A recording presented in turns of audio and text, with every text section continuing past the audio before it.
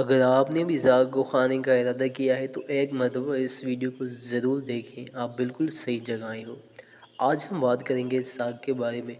بات کرنے سے پہلے ویڈیو کو کر دیں لائک، جزاک اللہ۔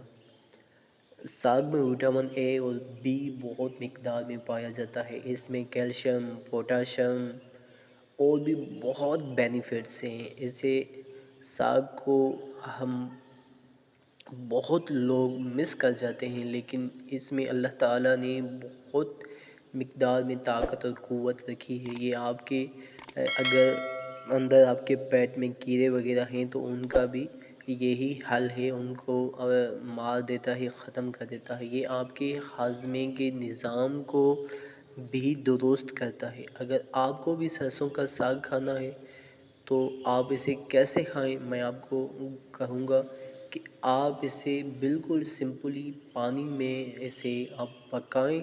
پکانے کے بعد اس میں زیادہ مسالے جات کا استعمال نہ کریں۔ اس میں بہت ساری بینیفٹس ہیں۔ یہ ساگ جو ہے آپ کی ہیلتھی کے لیے بیسٹ ہے۔ یہ آپ کے صحت کو برقرار رکھتا ہے۔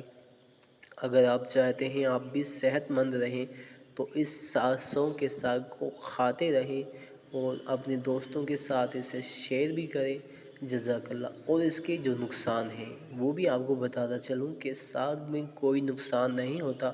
ہاں، تھوڑا سا قبض کا باعث آتا ہے اس میں، اور یہ گرم مزاج ہے، ساگ گرم ہے، لیکن جو زیادہ تر معدے کے جن کے ساتھ معدے کا پرابلمس ہیں، یا تو پھر جن کو اٹیک ہو چکا ہے، دل کا ہارٹ کا جن کے پاس مسئلہ ہے، تو وہ اسے استعمال کریں، لیکن بہت کم مقدار میں کریں۔ زیادہ مقدار میں استعمال کرنے سے پرہیز کریں اور آپ کھاتے رہیں اس ساگ کو، انجوائے بھی کرتے رہیں۔